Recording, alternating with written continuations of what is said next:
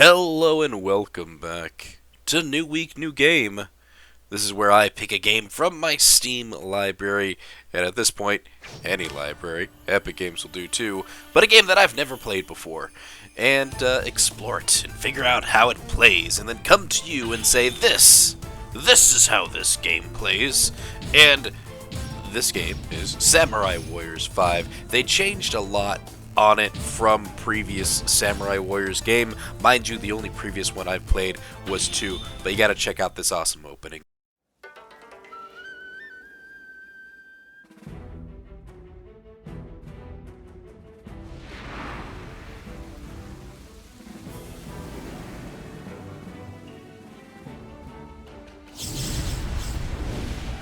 Toki wa Muromachi時代、応仁元年に起こった足利将軍家の跡目争いに端を発する幕府内部の権力闘争、いわゆる応仁の乱を瞬く間に京から地方へと飛び火し、日の本を戦火で覆い尽くした。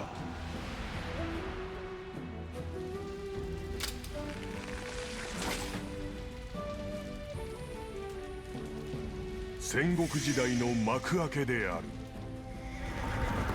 14年に及ぶ乱により幕府を頂点とする秩序はもろくも崩れ、力さえあれば己が主君をも蹴落とす下克上が各地で横行した。武士が巻き起こす合戦は罪なき民をも容赦なく包み込み、歴史に語られぬあまたの悲劇を生むこととなる。そしてさらに数十年の時を経て下克上の世を勝ち抜いた者たちの中に乱世に歯を唱えんとする者が現れる。彼らは時の都である京より天下に号令せんとこぞって上洛を目論んでいた。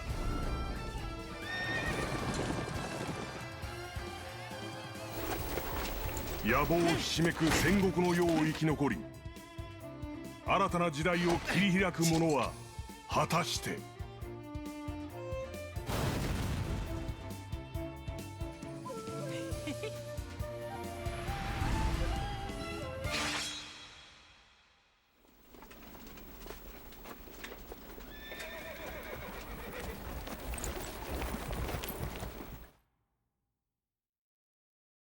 So the artwork in this game has definitely changed a lot. They're kind of doing that heavy ink kind of blotch like they did with Street Fighter 4, and it looks really cool. And what I like most about these Samurai Warrior games too is they're based off of true events, or at least inspired by true events, because I'm pretty sure one guy wasn't going through slaughtering 1,000 people, flinging them up into the air. But here's more of the story.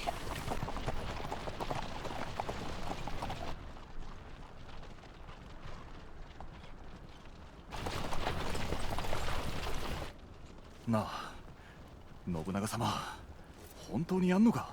ああ、来たぞ。あれを奪う。結構な数だな。だからこそ油断している。まさか俺たちに狙われているとは思うまい。なるほど。普通のやり方では乱世に飲まれるだけだからな。又沢、負けると思うか？聞くなよ。俺はお前を信じるだけだ。行くぞ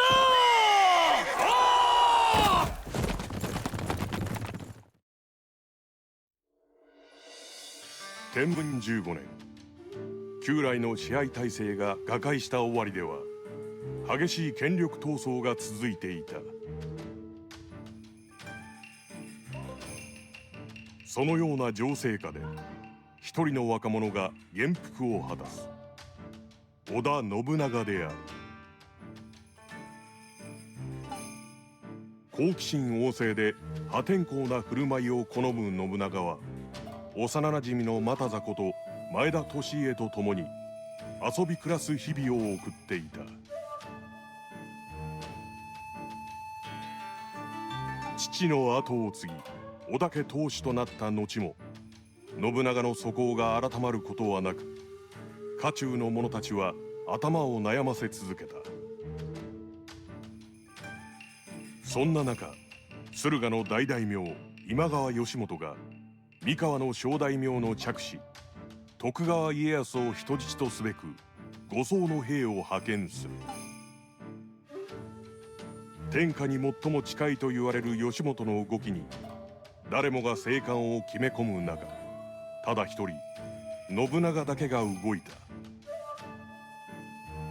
わずかな手勢のみを率いて城を飛び出した信長は家康を奪取すべく今川軍を急襲したのである。信長編第一章、夜明け前、今川急襲。 What's really awesome is that a lot of the chapters in Mushu mode, which is what we're playing now, start that way. So they give you a little artistic explanation of what's going on in the story. And again, it's all based on actual events and things like that. Like Nobunaga Oda was a real person. The characters in here were real people, which is really neat and really cool. And that's what caught my attention when the first Samurai Warriors game came out on the PlayStation 2. Now, this has definitely had quite an overhaul and a change. They changed the way the characters' appearances look, and they're doing the story a tad bit different to where it kind of seems like it revolves around specifically just Nobunaga. As I go forward and show you more of the video, you're going to see what I mean, because he is the first chapter and there's like 5 chapters of doing things. Right here, this is just the first chapter. It teaches you how to play, which is really cool, as opposed to like where they used to just throw you into the game and it was like you just kind of learned from failing over and over again to try and figure out what the different types of moves were. But right here it tells you the combo where you can use XXX. You can hold down Y and do like a really cool charge move, which is something that's going to show coming up here. But doing the different combinations too, where you can do like that X and Y or XXY, things like that. Having the different variations of moves is cool, but this is what I'm talking about. The hyper attack where you're just kind of rushing. That was a bad camera angle, but here's a better one. Awesome.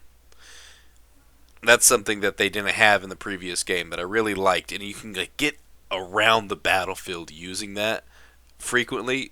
It's so cool. You just see people flying all over the place, and then you're just like swooping across everything. Sorry that I have it on mute too. I'm not really sure about like how loud my voice is going to be compared to the rest, but you're really not missing a whole lot, as opposed to people just going like flying around. I mean, if you want to listen to it, here, I'll give you a taste.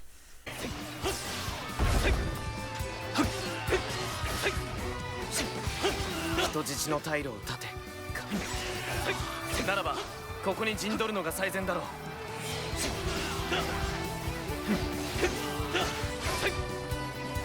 いいところに現れたな信行。さすがによく心得ている。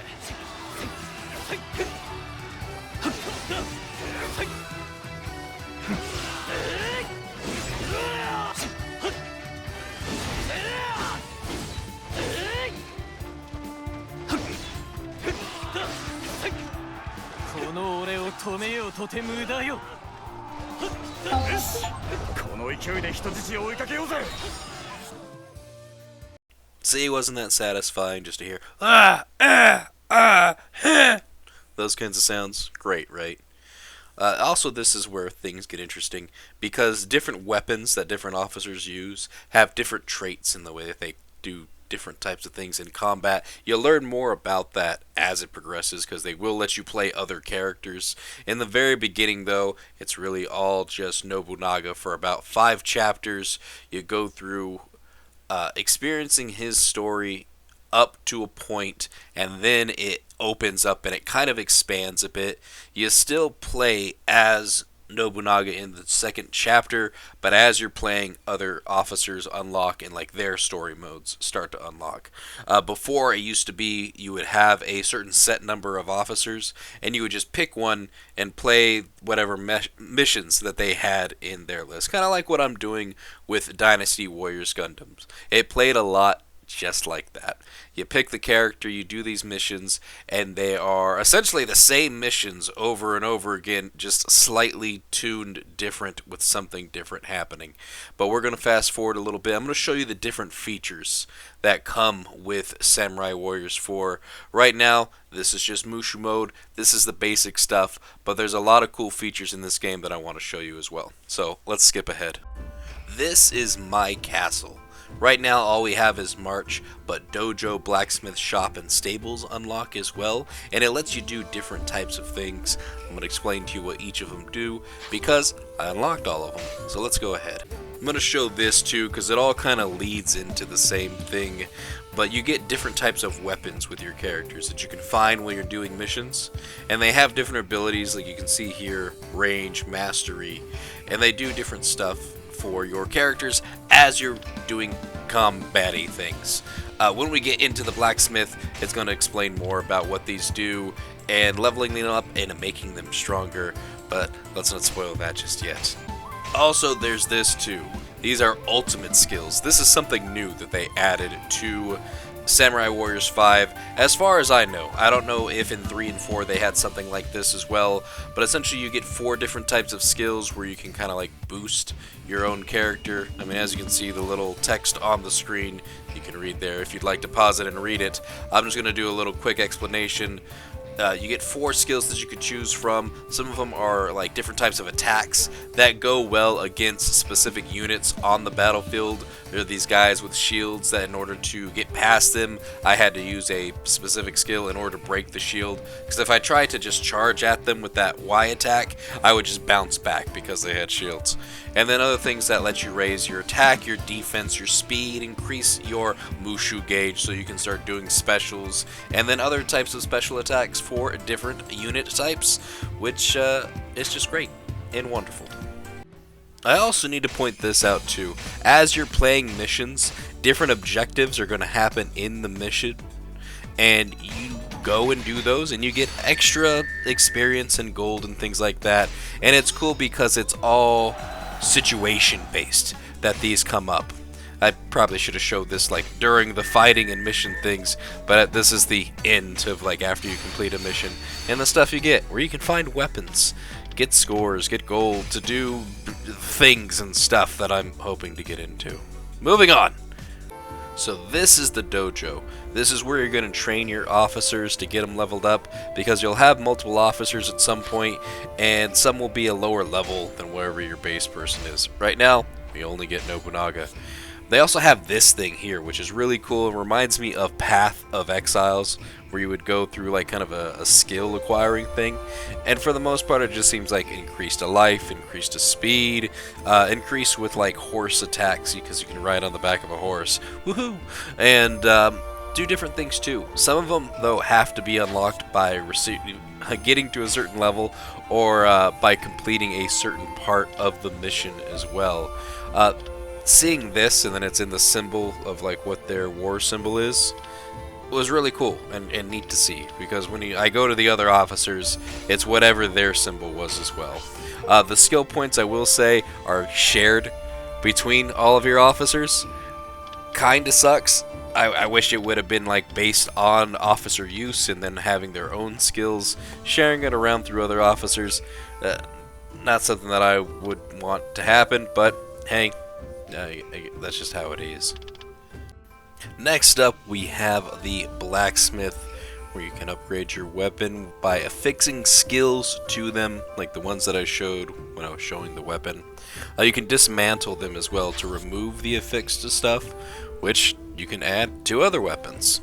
It's really cool. I like that they did that. They did also do something like this in the previous games as well, where you can take and fuse weapons and combine skills and kind of give your guys stronger abilities. Based on the officer's playstyle, I think really depends on what skills that you want to use. If your person moves slow, maybe using something like the Elemental Frost that prevents enemies from like not moving is a good way to use that officer. He moves slow, harder to hit people, harder to catch up to people because they're fast, something like that. I mean, that's just how I justify my own characters anyways. Moving on. Here we are, the shop. where you can purchase accessories. You can get things like items to bring with you on the battlefield as well to get different types of boosts. You can purchase skill gems and scrolls, which help with leveling up your character and making them stronger. The gems would be like the things you can affix into your weapons. So they sell those here as well. And I want to say they were selling horses at some point too. I could be wrong with that. Skill gems, the different types of items, weapons too. I did find some weapons that had empty slots in them, so it made it a lot easier for me to be able to put in the certain gems that I wanted for an officer, or even if they didn't have a weapon because I just got them that didn't have any things. See, like these weapons here that are empty. I can put in little gems there and make different things. And she talks to you. Isn't that lovely? It's like a real shop. Anyways, let's move on.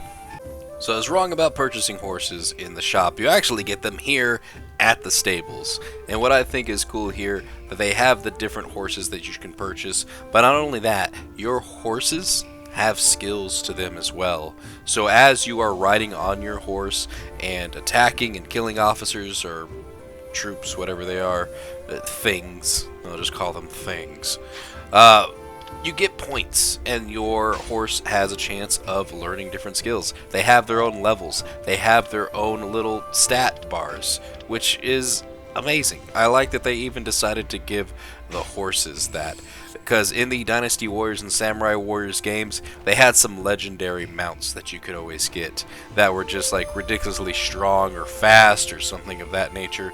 For this one, leveling them up and having their own stat bars makes them pretty good, but you have to get them to the OP status. You're not just given it to you right away.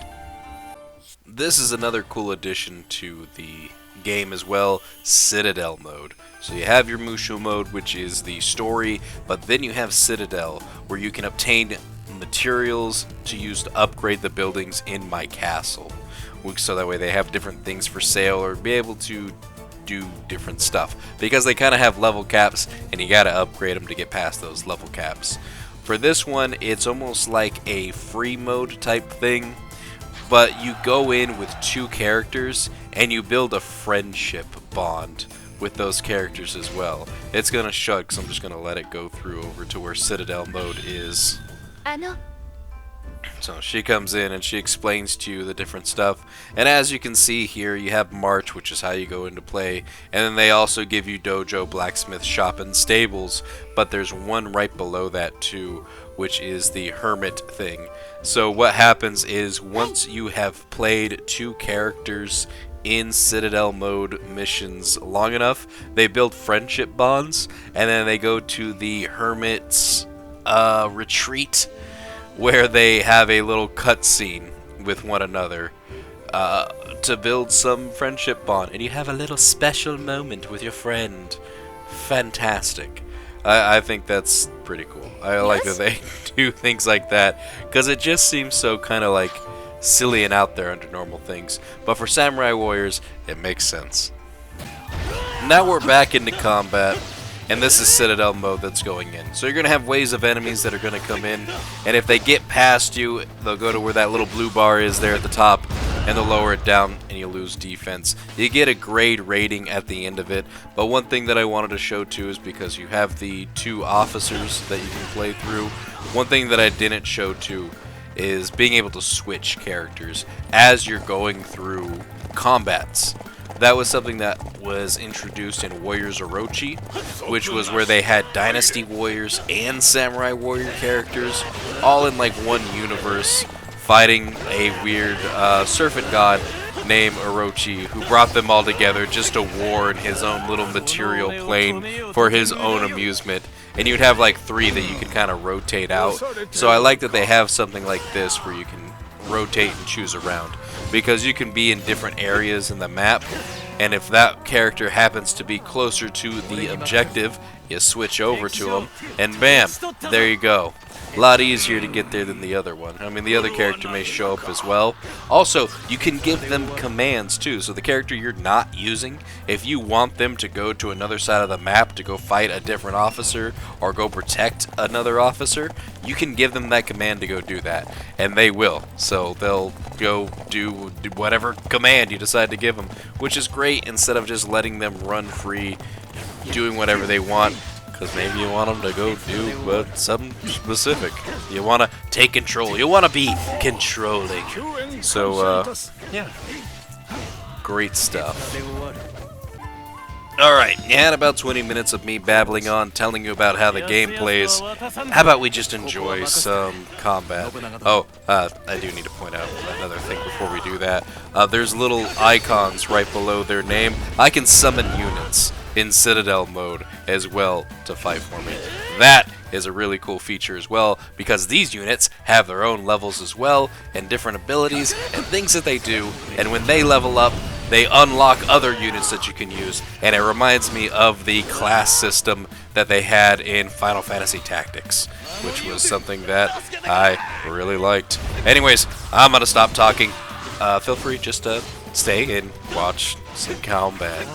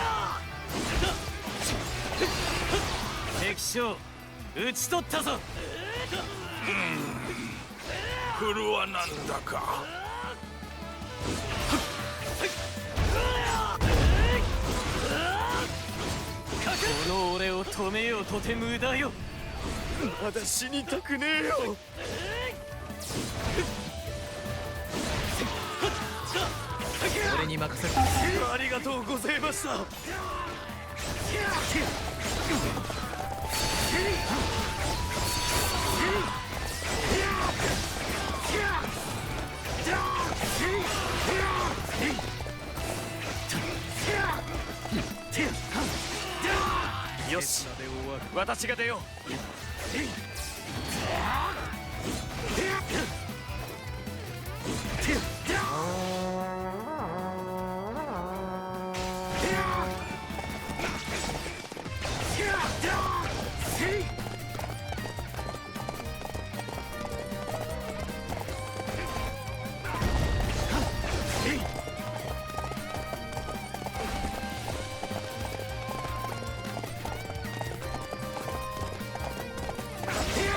織田勘十郎信行、謹んでお相手しよう。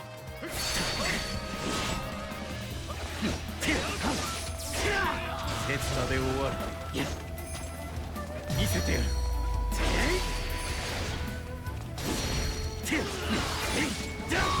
刹那で終わる。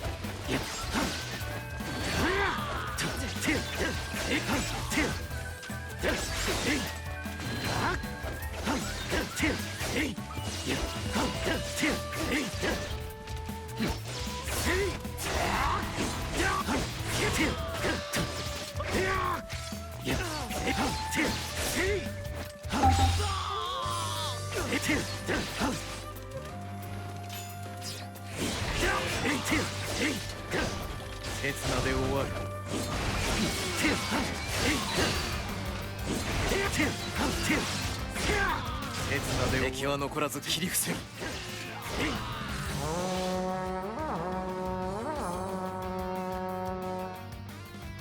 風は俺たちに吹いている。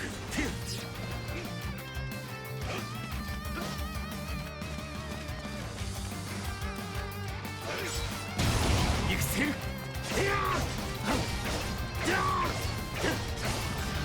俺のすべてで。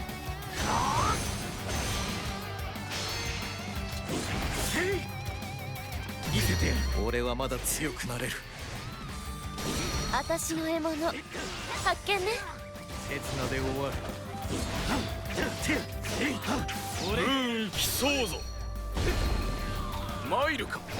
身の程知らずめ。障りだ。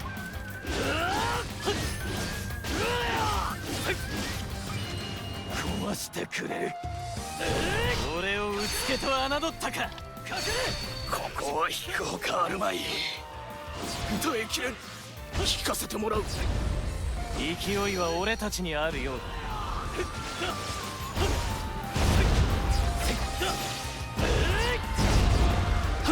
それまで。守りつ。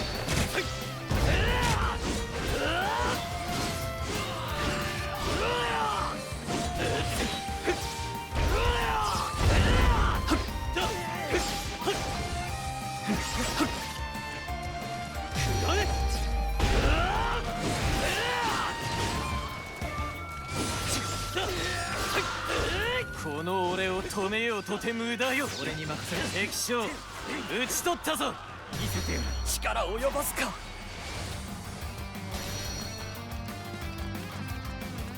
盛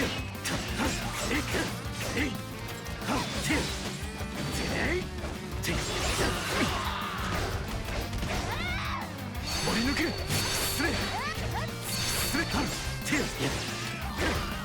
刹那で終わる。刹那で終わる。俺はまだ強くなれる。失礼。失礼。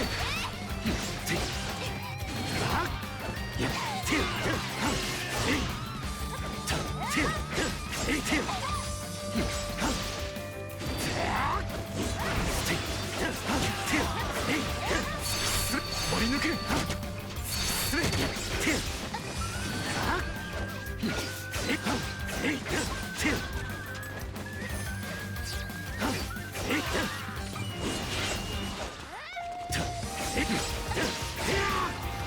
見せてやる。